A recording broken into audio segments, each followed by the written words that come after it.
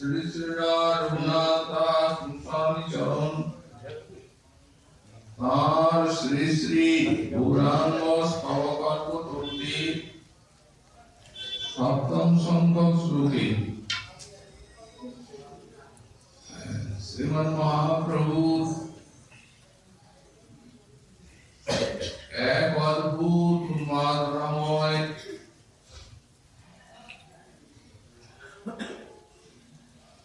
তার এই গম্ভীরা লীলার স্ফূর্তি প্রাপ্ত হয়ে বললেন, মে কান্ত কৃষ্ণ স্ফরিত নিহতং লোকয় সখে তদে বেতি তারা দিব অভিতদৎ মদৈব। হে সখে, মে কান্ত কৃষ্ণ, আমার সেই কান্ত কৃষ্ণ কোথায়?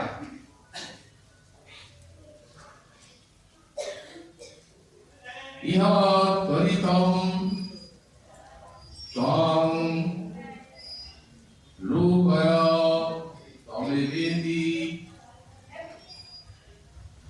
তুমি এইখানেই আমার কৃষ্ণকে এখনই দর্শন করাও,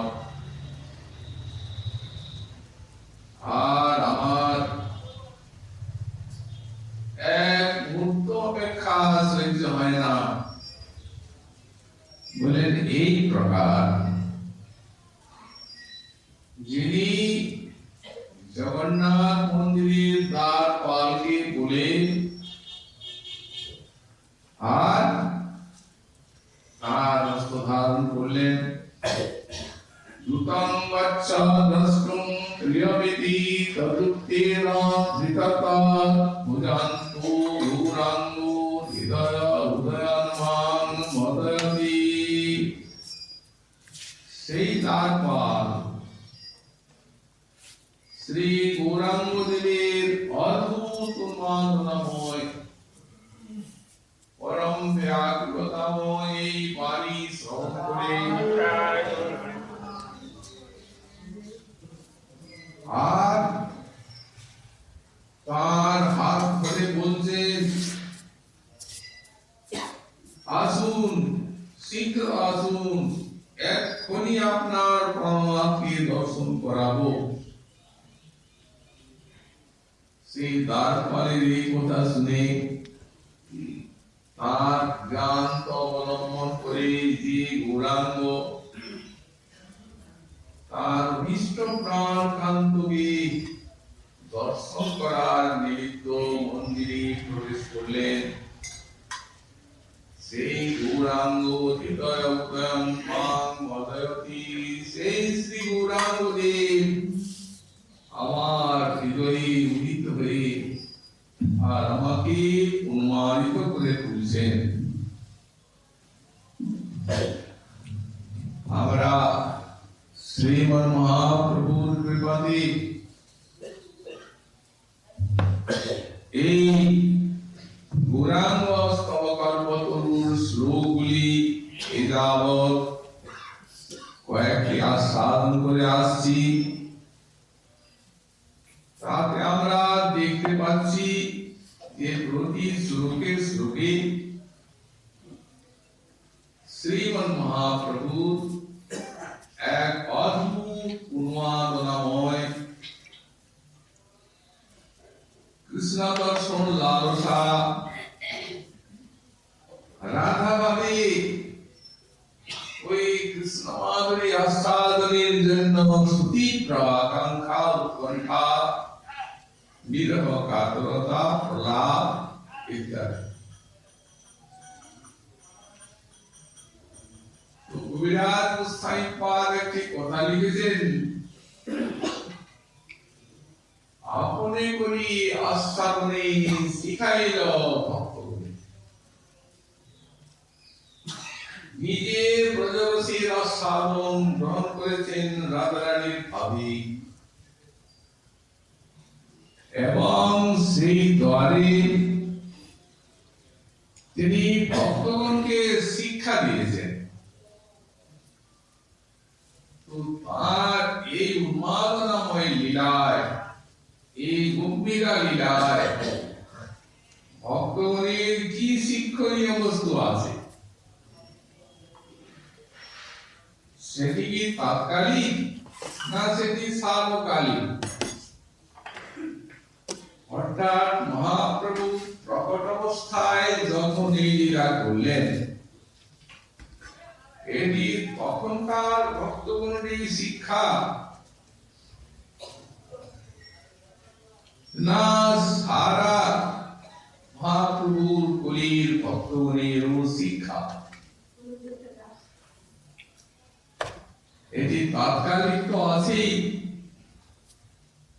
তারা তো মহাপ্রভুর দর্শনে প্রেম পেয়ে ধন্য হয়েছেন।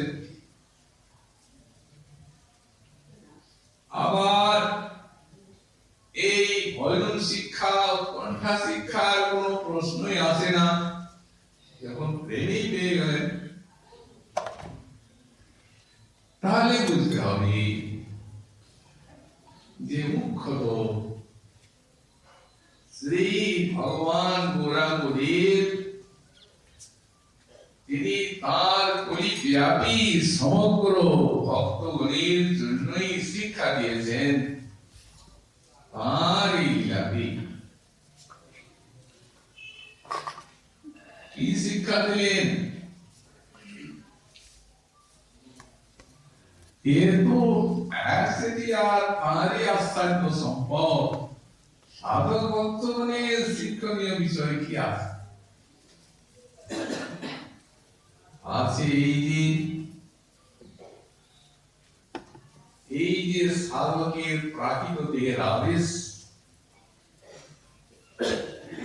এই আবেশ নিয়ে কখনোই ব্রজরসের উপাসনা হয় না। সুতরাং সাধকের শিক্ষণীয় বিষয় যে তাদের স্বরূপাবেশ জাগিয়ে আর এই ব্রজ সাধনার পথে অগ্রসর হতে হবে। এই দেহাবেশ, দেহ দৈহিকা দিতে আমি আমার বুদ্ধি, এইটি তো এই সংসার ব্যাধি ভোগ করার মৌলিক কারণ। ভাগবতে কে মানবের বুদ্ধি বলে আখ্যা দেননি, এটিকে পশু বুদ্ধি বলে আখ্যা দিয়েছে। সুমুনি ভাগবতের শেষে বললেন, মহারাজ পরীক্ষিত, আমি মরে যাব, এই পশু বুদ্ধি ত্যাগ করো। অতএব এই দেহদৈহিকারিতে আমি আমার বুদ্ধি, এই পশু বুদ্ধিতে কি সর্বোৎকৃষ্ট ব্রজরসের সাধনা হয়?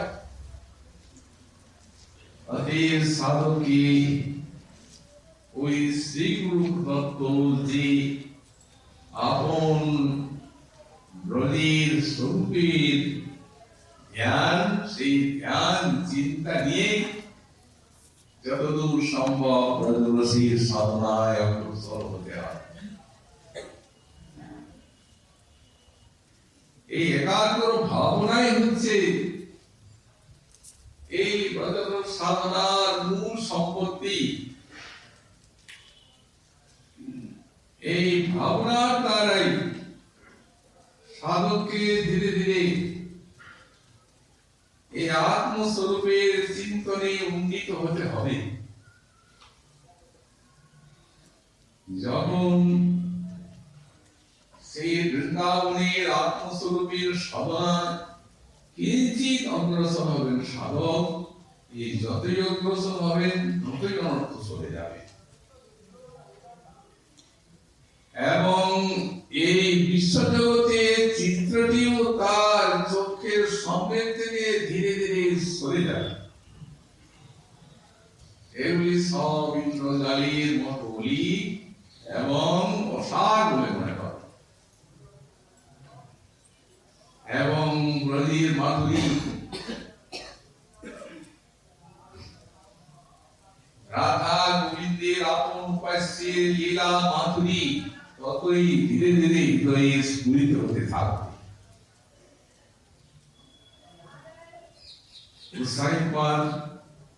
শিক্ষাটিও বলে দিলেন প্রধানত এই সাধনায় রসির আমাদের কোন ভজনাঙ্গ মুখ্য রূপে অবলম্বন হবে।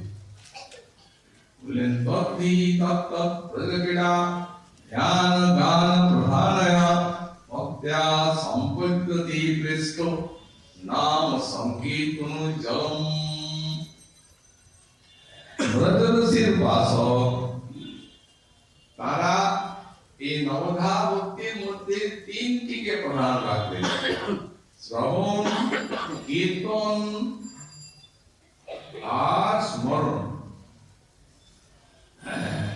বললেন তত্ত্ব ব্রজক্রীড়া ধ্যান, অর্থাৎ রাধা মাধবের সুখীগণ সঙ্গে রসময়ী নিকুঞ্জ লীলা, সেই লীলা ধ্যান স্মরণ মুখ্য থাকবে এবং তার সঙ্গে সেই ব্রজলীলা শ্রবণ কীর্তন মুখ্য থাকবে এবং সেই শ্রবণ কীর্তন ও স্মরণাঙ্গ ভজনটি সাধকের তার শ্রেষ্ঠ নাম সংকীর্তনের দ্বারা উজ্জ্বলীকৃত হয়ে উঠবে। অর্থাৎ ধীরে ধীরে অনন্ত যাবে, সাধনায় উল্লাস লাভ করবেন সাধক, এগিয়ে যাবেন, জ্ঞান স্মরণাঙ্গ ধীরে ধীরে পরিপুষ্ট হতে হতে সমাধিতে উন্নীত হবেন। এই শিক্ষাই সাধককে এই মহাপ্রভু এই সব লীলা দ্বারা দিয়ে গেছেন। যাই হোক, একদিন শ্রীমন মহাপ্রভু জগন্নাথ দর্শনে যাচ্ছেন, যা তার নিত্যকৃত্য। কিছু দূর এগিয়েছেন গম্ভীরার থেকে, আর তার হৃদয়ে এত উৎকট জগন্নাথ দর্শন তৃষ্ণায় সেই গ্রাস করল হৃদয়টাকে যে প্রভু ব্যাকুলিত হয়ে পড়লেন। এই মাত্র দর্শন চাই। আমরা মহাজনের বাড়িতে জেনেছি যে এই যে গোপিকার মহাভাব, এতে দুটি জিনিস আছে, একটি হচ্ছে ক্ষণকল্পতা আর একটি কল্পক্ষণতা। অর্থাৎ যখন কৃষ্ণ বিরহ আসে তখন একটা ক্ষণকে কল্পের মতো মনে হয়, দীর্ঘ। ক্ষণটা কি কল্প হয়? কিন্তু বিরোহীর উৎকণ্ঠাটা এত বিশাল কৃষ্ণ দর্শনের জন্য, ওই এক ক্ষণটি তার নিকটে 4000 যুগের মতো মনে হয়। এক কল্প মানে ব্রহ্মারতি প্রায় 4000। ওটা তারাই বুঝলেন লাদির মহাভাব, ওটা ব্যাখ্যা করারও সাধ্য কারণেই এবং অনুভবের তো নাই। তেমনি যখন হয় অনেকটা কল্পকে ক্ষণের মতো মনে করেন, যেমন রাসরাত্রি তার দৃষ্টান্ত। ব্রহ্মরাত্রি হয়ে গেল রাসরাত্রি। তো সুতরাং এই জন্যই এত উৎকণ্ঠায় ব্যাকুল হয়ে পড়লেন মহাপ্রভু। দরজার কাছে দেখছেন তারপর ব্যগ্রভাবে তার অতি ব্যাকুল ভাবে তার হাতে ধরেছে। গৌরাঙ্গী তো তারপর এমন দেখেন নাই এর আগে, আজ যা দেখছেন উৎকট উৎকণ্ঠা ব্যাকুলতায় মুখের ছবিটাই অন্যরকম হয়ে গেছে। হাতে ধরেছেন, সখে তুমি এক্ষুনি এইখানে আমাকে আমার প্রণামকে দেখাও। ইহ কমে কান্ত কৃষ্ণ, আমার কান্ত কৃষ্ণ কোথায়? ত্বরিতম ইহ ত্বং লোকয় সখী, অতি শীঘ্র এইখানে তুমি এখনই আমাকে দেখাও। দ্বারপাল প্রভুর অবস্থা দেখে ব্যাকুল হয়ে পড়ল। কি উৎকণ্ঠার ছবি, কি ব্যাকুলতার! আর তার সর্বাঙ্গে পদম কমলে ফুটে উঠেছে। তার হাতে ধরলেন, আসুন, এই মাত্র এক্ষুনি আপনাকে আপনার প্রাণ কান্তকে দেখাও। বলতে বাধ্য হলেন গৌরাঙ্গীর উপর ছবি দেখে তার পা। দ্রুতং গচ্ছাদস্তুম প্রিয়ম, শীঘ্র আমার সাথে আসুন, এখনই দেখাবো। তখন তদুক্তেন ধৃততা ভুজান্ত, ভুজান্ত এইখানে হাত দিলেন। যেমনি শুনেছেন এখনই দেখাবেন, দ্রুত চল, দ্রুত শীঘ্র, সেইখানে হাত দিয়ে যাচ্ছেন।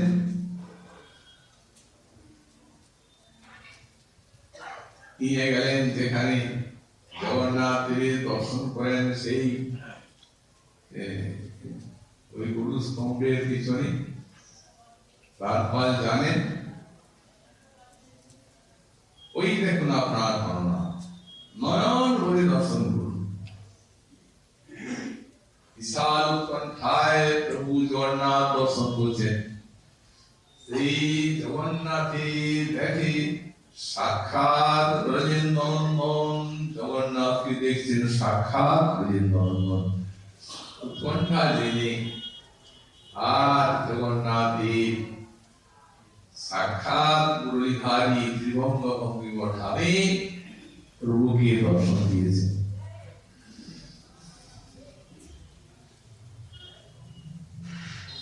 নিবিষ্ট হয়ে দর্শন করছেন। আর অনেক উদগ্র আকাঙ্ক্ষাই ভগবত মাধুরী আস্বাদনীর পরিণত তৃষ্ণা, তৃষ্ণা না হলে তো আর আস্বাদন হয় না কোন পানীয় বস্তু। এই জগন্নাথের পামৃত আস্বাদন করছে আকুল পিপাসায় শ্রী গৌরাঙ্গজি। গীতাবসরে ওদিকে গোপাল বল্লভ ভোগ লাগলো, ঘন্টা আরতি বাড়লো। পূজারীগণ তারা শ্রীমন মহাপ্রভুর জন্য প্রসাদী মালা, চন্দন এবং সেই ফুল নিয়ে এলেন। প্রসাদ, বহুমূল্য প্রসাদী বস্তু, সর্বোত্তম ওই যে গোপাল বল্লভ ভক্তি, বহুমূল্যবান প্রসাদ এবং সর্বোত্তম প্রসাদ। সেই প্রসাদ নিয়ে এলেন, মালা পরালেন প্রভুকে, আর হাতে প্রসাদ দিলেন। প্রভুকে প্রসাদ দিয়ে বলছেন, একটু সামান্য গ্রহণ করুন, বহুমূল্য প্রসাদ। পূজারী নিবেদন করছেন,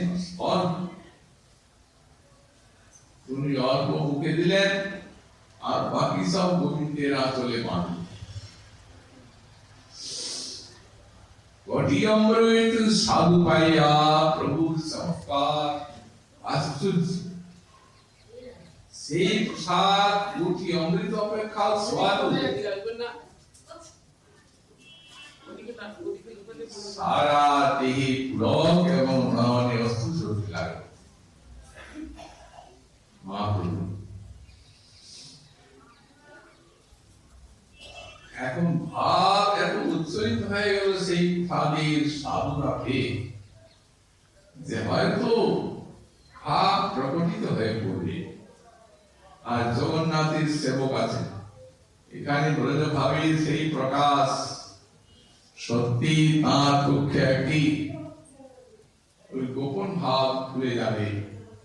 এই জন্যই বলছেন কি, ওই ভাবটিকে ঢাকা দেওয়ার জন্য সুকৃতি লক্ষ্য ফেলালো, সুকৃতি লক্ষ্য ফেলালো, এই কথাটি বারবার বলছে। তো ঈশ্বর সেবক বুঝিস প্রভু কি অর্থ ইহার? এই স্মৃতিলভ্য খেলালভ এর অর্থ কি? প্রভু কহে এই যে দিলে কৃষ্ণাভরামৃত ব্রহ্মাদি দুর্লভ এই নিন্দয়ে অমৃত, এই জিনিস সহজে পাওয়া যায় না, ব্রহ্মাদিও কামনা করেন পান না। তো সুতরাং কে পায়? সুকৃতি শব্দে কহি কৃষ্ণের কৃপা হেতু পুণ্য, সেই পুণ্য যার হয় সে পায় এই প্রসাদ পুণ্য, সেই প্রসাদ পেয়ে থাকি, অন্য সুকৃতি নয়। সুকৃতি লোকে লাল কৃষ্ণ যা ভোজন করেন তার কি ভূমিকা, কৃষ্ণ ভোজন করলে ওর নাম হয় ফেলা। তো সেই ফেলা মানে প্রসাদের এক লোক, যে পায় সে ধন্য, সে তিনি ধন্য হয়ে থাকে।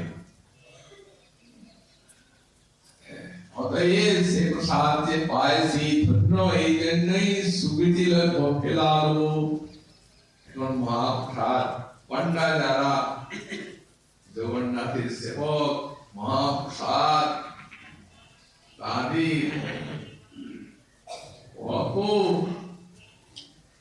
আরাধ্য বস্তু, এবং এই মহাপ্রসাদের তাদের গভীর ভক্তি। যদি কেউ মহাপ্রসাদ সেবন করেন আর হাত ধোন, তাহলে তারা তাকে নিন্দা করে থাকেন, বললে এর অপরাধ হয়ে গেল। আরে মহাপ্রসাদ কখনো এটা হয়? সুতরাং ওদের কাছে মহাপ্রসাদ কে হাত ধোবার উপায় নেই। এইরূপ মহাপ্রসাদে তাদের ভক্তি। তো সুতরাং তারা তো চলে গেলেন, প্রভু তো গম্ভীরা এলেন বটে, কিন্তু মনটা ওই প্রসাদের মাধুর্যে সারাদিন গড়গড় করছে উপরে, যাতে সেই উৎকট প্রেম প্রকাশিত হয়ে না করে, এই জন্য গম্ভীর হয়ে আছে। কোন রকমে অতি কষ্টে সারাদিন দেহ স্বভাবে ওই স্নান পূজনাদি কীর্ত করলেন, প্রভুর উৎকণ্ঠায় সন্ধ্যাকাল এসে পৌঁছা। তো দৈনিক কার মতো এই সন্ধ্যা হলে সব পার্শ্বদ যারা প্রভুর নিকটে আসেন ইষ্টপুষ্টির জন্য, ধীরে ধীরে এতে দেখি ওই সান্ধ্য গগনের তরকার মতো সব গৌরসুখী চারদিকে ঘিরে বসলেন। কৃষ্ণ রস প্রসঙ্গ চলল, প্রভু ইঙ্গিত করছেন গোবিন্দ কি প্রসাদটা রানীর মনে ওই কোথায় বুঝছে। প্রভুর ইঙ্গিত সবই বুঝেন, গোবিন্দ প্রসাদ নিয়ে এলেন। প্রভু সেই প্রসাদের পুরী ভারতীয় কিঞ্চিত পাঠিয়ে দিলেন। সার্ম ভট্টাচার্য আছেন, স্বরূপ দামোদর, রামানন্দ রায়, অল্প অল্প করে প্রসাদ দিলেন। জগন্নাথ দেবের প্রসাদ যেমনি গোবিন্দ সেই বস্ত্র গ্রন্থিটা খুলেছেন, তেমনি প্রসাদের সৌরভে সবাই একবারে আশ্চর্যান্বিত হয়ে গেলেন। যার এই রূপ সৌরভ, এ প্রসাদের আস্বাদন হওয়ার কত সংখ্যা। মহাপ্রভু বলছে এই বহু পুণ্যে এই প্রসাদ পাওয়া গেছে, অতএব সবে আস্বাদন করো করিমা ভক্তি। দেখো এগুলি তো সব প্রাকৃত জিনিসেই। প্রভু কহে এই সব হয় প্রাকৃত দ্রব্য, অক্ষম, এলাচি, লবঙ্গ, গব্য, রসবাজ, গুড়ক্ক আদি যত সব এই প্রাকৃত বস্তু স্বাদ সবার অনুভব, কিন্তু এই দ্রব্যে এত স্বাদু আর গন্ধ লোকাতীত, আস্বাদ করিয়া দেখো সবার পতিত, তাতে জানি ইহা কৃষ্ণাধর স্পর্শ হইল। এই অধরের গুণ ইহা সব সঞ্চারিত, অধরের গুণ সঞ্চারিত হয়েছে, তার জন্যই তো এই অলৌকিকতা। তাতে সবে ইহা স্থান করো করি মহাভক্তি। ভাগবত বললেন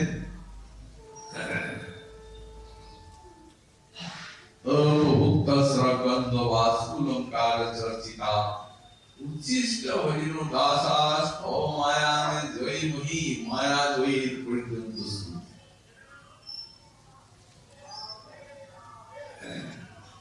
তোমার মায়া আমাদের কি করবে?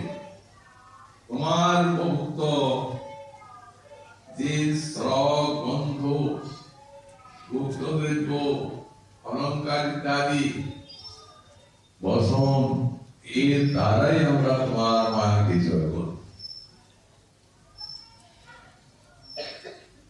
এক মহু তার নিকটে এক জিজ্ঞাসু প্রশ্ন করছেন, বলেন এই জগতে সবার থেকে বড় কি? উনি বলছেন সবার থেকে বড় ভগবান। তার থেকে বড় কি? তার থেকে বড় ভগবান। তার থেকে বড় কি? বলে তার থেকে বড় ভগবানের ওই মাত্রা, যা আস্বাদনে সেবনে ভারতী মায়াদয়ের প্রস্তুতি। আর এখানে মহাপ্রভু যা বলছেন ভক্তবৃন্দকে, এই ভক্তির সহিত এই মহাপ্রসাদ সাধন করতে হবে। মায়াদয়ের কোন কথা নয়, কিন্তু এই মহাপ্রসাদ সেবনই ভক্তি নাম। তো সুতরাং হরিধ্বনি করে সকল ভক্তকে আস্বাদন করলেন। তারপর এসে গেল এক দ্বিতীয় পর্যায়, রাধা ভাবি শ্রীমন মহাপ্রভু ওই কৃষ্ণ অধরামৃত যে মিলে গেছে ওই বস্তুর সঙ্গে, সেই কৃষ্ণ অধরামৃত রস আস্বাদনের জন্য প্রভুর মন চিত্ত দিল রূপ। রাম রায় কিছু একটি আমাকে শোনাও। রাম রায় তো প্রভুর অন্তর বুঝেন, উনি পাঠ করলেন ভাগবতীর গোপীদের একটি শ্লোক, সুরতবর্তনম শোকনাশনম হরিতবেণুনা সুস্পৃজম্বিতম ইতরারাগবিস্মরণাম বিতরবীরনস্তিধরমৃতম। প্রভুর ভাব এই শ্লোক শুনে উচ্ছ্বসিত হয়ে উঠল। ভাব শুনে তো যেমন কোন একটা আধার যখন জল ঢালতে ঢালতে যখন উছলে যায় তখন তো স্রোত বেরিয়ে যায়, তো তেমনি স্বরূপ দামোদরের মুখে এই শ্লোকটি আস্বাদন করে অমৃতে অমৃতের আস্বাদনে প্রভুর চিত্ত উচ্ছ্বসিত হয়ে গেল। তখন ওই বয়ে গেল স্রোত।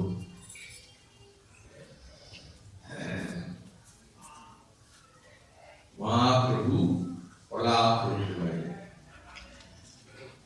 অধরামৃতির যে আস্বাদনের এবং তার মহিমা অনুমন করে খুব পড়ায় সুরতলু। এটা একটা অন্য পর্যায়ে ভক্তির সহিত ভক্ত আস্বাদন করেন আর গোপীগণ আস্বাদন করেন এই মধুর পানি কান্তা হয়। পড়ায় সুরতলু হর্ষ সুকাদি ভাব বিনাশ হয়। আসরায় অন্য রস এই জগৎ করে আত্মবশ ধৈর্য ধর্ম লজ্জা করে ক্ষয় কৃষ্ণ যেন এসে আর সামনে দাঁড়িয়েছেন আর মহাপ্রভু যেমন এখন ওই রাধা পাবে কৃষ্ণকে জিজ্ঞাসা করছেন তার সঙ্গে কথা বলছেন নাগর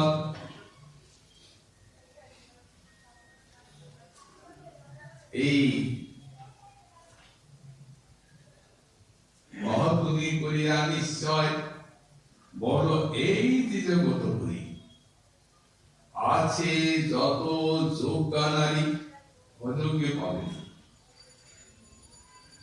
আছে যত যোগ্যা নারী এই এই অধরামৃতের কথা বলছেন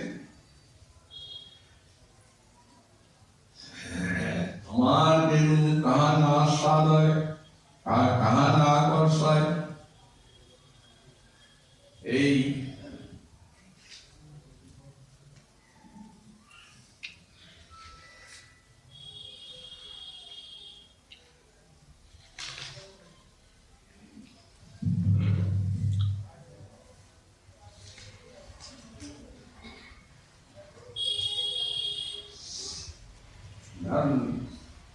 ধর্ম লজ্জা করে খায় নাগর শোনো তোমার অপরশ্রী মাথায় নারীর মন জিহ্বা করে আকর্ষণ ওই বিচারিতে সব বিপরীত আচুক নারীর কাজ করিতে বাঁচিয়ে লাজ এই তোমার অধর বড় ধৃষ্টরায় এ পুরুষে করে আকর্ষণ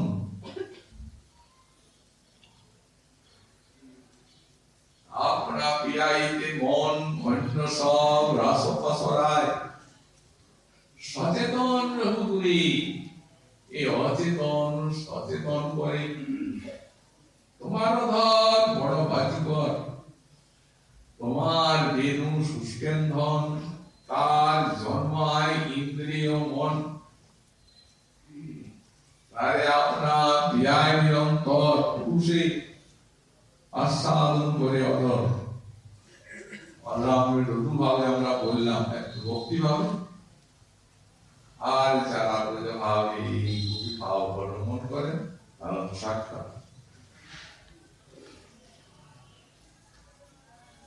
তো সুতরাং এ সজীব ব্যক্তি দূরে থাক কিন্তু যার চৈতন্য নাই স্থাবর আকুত পালন করে আস্বাদন করায় তার প্রমাণ তোমার বেনু শুষ্কেন্ধন একটা সুকাকার তার জন্মায় ইন্দ্রিয় মন তারে আপনা পিয়ায় নিরন্তর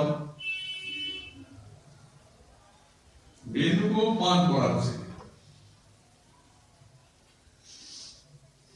এই বেনু পান করছে সে অধরামৃত আর বেনু শুধু পান করছে না বেনু দৃষ্ট পুরুষ হইয়া পুরুষাদর পিয়া পিয়া গোপীগণের ডাঙায় নিজ পান বলে হে গোপীগণ দেখো প্রিয় তোমার ধন আরে তোমার যদি থাকে অভিমান তবে মোরে ক্রোধ করি লজ্জা ধৈর্য ধর্ম ছাড়ি দেবো আসি করো ভান তোমাদের জিনিস তো পান করছি তোমাদের যদি নিজের করে সম্পত্তি অন্য লোকে দখল করছে এই যদি ঈর্ষা থাকে এসো তোমাদের জিনিস ছেড়ে দেবো আর যদি তোমরা না আসবে তবে কি মনের অন্তর তোমারে মর নাহি ডর অন্য দেখি দিনের সমান তোমাদের কি ডর নেই কারণ তোমাদের মন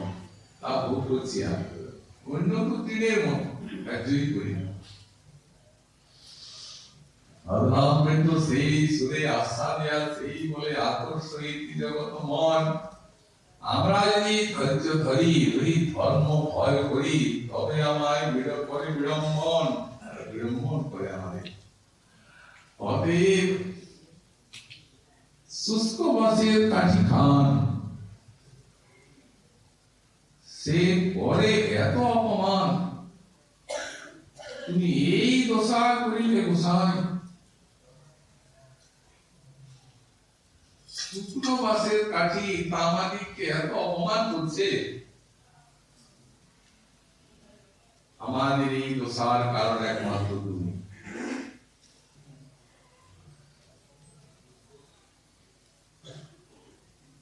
কি বলবো, বলতেও পারি না, আর না বলেও থাকা যায় না। চোরার মাকে ডাকামিতে নয়, চোর চুরি করতে গেছে, এখন গৃহস্থ তাকে ভীষণ ভাবে মেরেছে, প্রাণ যায় যায়। কোন রকমে সেখান থেকে ছুটে এসেছে চোর, আর মা দেখছেন বড় বড় অবস্থা, এত ঘা, এত মেরেছে। সুতরাং মায়ের বুক ফুটে কান্না করতে চায় শরীর সেই মুহূর্ত দশা থেকে, কিন্তু কাঁদবার তো উপায় নাই, কাঁদলেই পুলিশে ধরে নি। বলে সোরার মাকে ডাকি কাঁদিতে নাই, আমাদের মনে হয় আমরা বুক ফুটে আর খুব উচ্চ শরীর রোদন করি, কিন্তু তা তো উপায় নাই।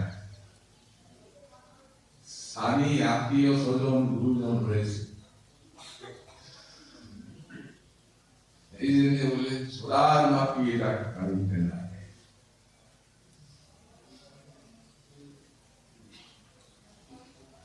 তো সুতরাং ওই দেখো, তুমি আমাদের এই অবস্থা করলে, সুতরাং আমরা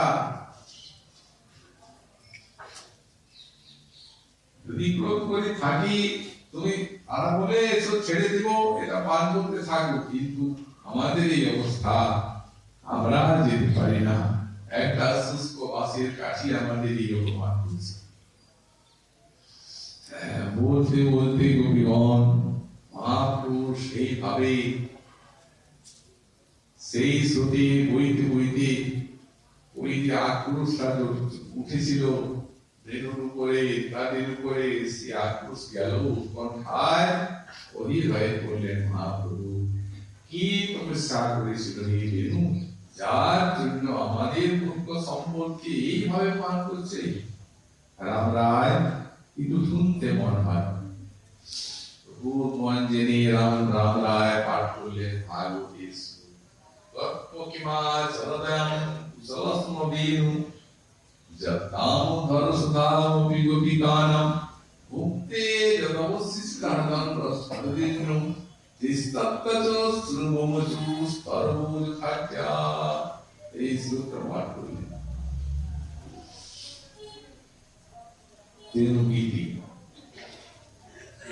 যুবরাজ গোপীগণ শুনেছেন কৃষ্ণের অমৃত বেণুর মধ্যে প্রবিষ্ট হয়ে তাদেরকে যে অবস্থায় ফেলেছে, একে অপরকে জিজ্ঞাসা করছেন গোপীগণ সহসবে করিয়া বিচারে, কোন তীর্থে কোন তপ আর কোন সিদ্ধ মন্ত্র জপ এই বেণু কইল জন্মান্তরে, জন্মান্তরে কোন তীর্থে কোন তপস্যা করেছে। কৃষ্ণ ধরসুধা যা কইল অমৃত মুধা, যার আশায় গোপী হরি প্রাণ, এই বেণু অযোগ্য অতি, তাতে স্থাবর পুরুষ জাতি, সেই সুধা সদা করে পান, অযোগ্য হয়ে আর সেই সুধাকে পান।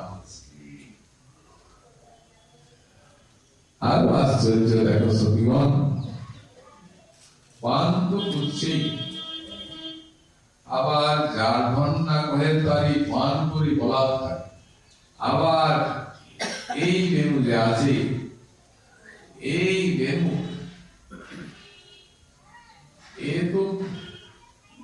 হচ্ছে স্নাধর পানের সাক্ষাৎ সৌভাগ্য লাভ করেছে। কিন্তু বহুদূর প্রসারিত হয়েছে এই যে কৃষ্ণাবলীর শক্তি। দেখো দেখো সখীগণ, এই যে যমুনা মানস গঙ্গা, সেই যমুনা মানস গঙ্গায় যখন কৃষ্ণ স্নান করেন তখন বেণুটা ছাড়েন না, বেণুটা সঙ্গেই থাকে। তখন সেই বেণুর রস একটু যমুনা মানস গঙ্গায় দিয়ে যায়। তখন এরা উৎফুল্লিত হয়ে উঠে সেই অধরামৃতের আস্বাদ। ওই যে কমল ফুটেছে, এই সব ওই অধরামৃত যে কৃষ্ণের এই বেণু মুখের তারই আস্বাদ নিয়ে প্রতীক, আর কিছু নয়। আর বলি এত নারী রূপে তার তিনি তপ করে বৃক্ষ সব পরোপকারী, মানে এদের যে সেই অধরামৃতে যে ভাবটা, সেই ভাবটা প্রধান হয়ে যাচ্ছে। কতদূর গেল, পুষ্পবাসের কাঠি আমাদের থেকে অনেক মেহনতি, সেও গেল। তার থেকে ওই চলে গেল গঙ্গা মানস গঙ্গা, মানুষ গঙ্গা যমুনা তারা সাধন করল। তার থেকেও বেড়ে গেল, কোথায় গেল? তার তিনি তপ করে বৃক্ষ সব পরোপকারী, ওই বেণুর শেষ রস পাইয়া মূলদ্বারে আকর্ষিয়া কেনে পিয়ে বুঝিতে না পারি। ভাবছেন তারা যে এই যে বৃক্ষগুলো যমুনা মানস গঙ্গার তীরে, এরাও ধরামের কাজ সামনে সৌভাগ্য পাচ্ছে। নদীর তীরে আছে, ও তো জল ও মূলদ্বারে আকর্ষণ করবে, তার সঙ্গে চলে যাচ্ছে সেই বেণুর এক কোনাতে বিশেষ। কি করে জানলেন? নিজানপুরী পুলকিত পুষ্পহাস্য বিকশিত মধুবিষে বহে সুধার, বেণুকে জানি নিজ জাতি আর্যের চৈছে পুত্র নাতি, বৈষ্ণব হইলে আনন্দ বিকার। বলছেন জানি এই জন্য এই যে গাছে অঙ্কুর তুলা তাদের পুরো ওই যে বেণুর অধরামৃত কৃষ্ণের খেয়েছে, ওই তাদের সে একটু ধুয়ে গেছে সেই না। নিজানপুরী পুলকিত পুষ্পহাস্য বিকশিত মধুবিষে বহে সুধার, বেণুকে জানি নিজ জাতি আর্যের জয়ছে পুত্র নাতি, বৈষ্ণব হইলে আনন্দ বিকার। যদি কোন বংশে বৈষ্ণব একজন হন, তাহলে তারা আর্য বৃদ্ধ, সেই কুলবৃদ্ধগণ তাদের ধরনে অশ্রু অঙ্গে পুরো দেখা যায়। ভাগবতে দেখা যায়, কুলে যদি এক বৈষ্ণব হন, তাহলে সেই কুলের 21 পুরুষকে ভগবান ভক্ত রূপে গ্রহণ করেন। অতএব কুলবৃদ্ধগণ তারা আনন্দিত হচ্ছে, বেণু তাদের জাতীয় কার উপকার। এতদূর পর্যন্ত মহাপ্রভুর ভাব সাধ হল ওই জগন্নাথের প্রসাদ। এই দুটি স্বরূপ দামোদর রামানন্দ রায় সেই ভাবন্মত্ত প্রভুকে কথা বলে আর সেই কীর্তন শুনিয়ে গান শুনিয়ে আর শান্ত করলেন। এইভাবে প্রভুর লীলা আমরা এই অনুষ্ঠান উপলক্ষে শ্রীপাদ রঘুনাথ দাস গোস্বামী পদে সাক্ষাৎ দৃষ্ট এই স্তব কল্পতরু 7টি শ্লোক আস্বাদন করার সৌভাগ্য লাভ করলাম। উদ্দেশ্য মূল আমাদের পরমারাধ্য শ্রী শ্রী গুরু মহারাজের সন্তোষ আর আপনাদের সেবা।